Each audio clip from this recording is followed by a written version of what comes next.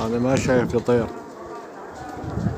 أو ما شايف، متوقعها. أنا إذا تلاحظون أو تتابعون الفيديوهات السابقة أول أيام البتر أنا صرحت قلت إنه هاي الطيرة من تعبر يعني 20 يوم بعد يشتغلوا بقواعد متفرددة عجيبة غريبة. أنا سميتها يعني المتمرددة.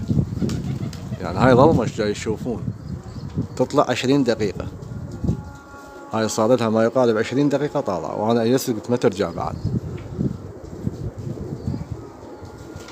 يعني ليه النهار نفس المستوى مال الطلعة؟ شنو هالقابلية هاي؟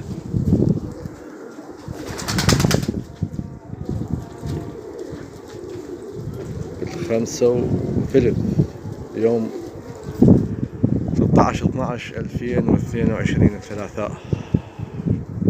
أنا أقول فدوة ما يخالف، هو هذا الأزرق وهاي السوالفة، لكن غصة تصير غصة من تطيح على عند واحد ما يستحق. أجلكم الله لو يعني ياكلها حيوان مفترس فدوة، والله حيوان مفترس ياكلها مو بحالها، أمهاتها وأخواتها عندي.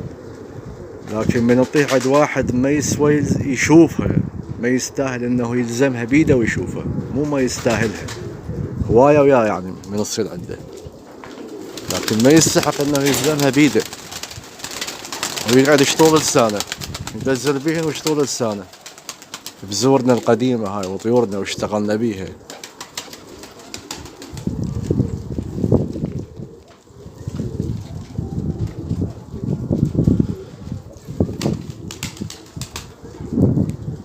يقولون اللي إلك ما يصير غيرك، راح نتركها نصلي النار مفتوحة ونصعد بعد الصلاة اللي الله كاتب لنا سبحانه وتعالى أنه تنزيل، فلله الحمد.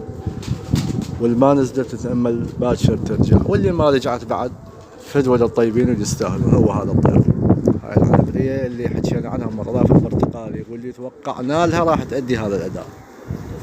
هاي ظلام دامس، واليوم شرجية، هواء عالي، تراب، يشهد الله.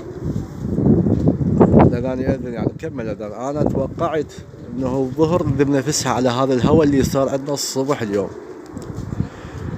وتمنينا، لكن التمني ليس دائما هو ينال الإنسان. تمنيت أنا يعني تحرر الطيرة ونراويكم إياها ونشوف الشغل اللي بيها يطلع ضعف هذا الشغل.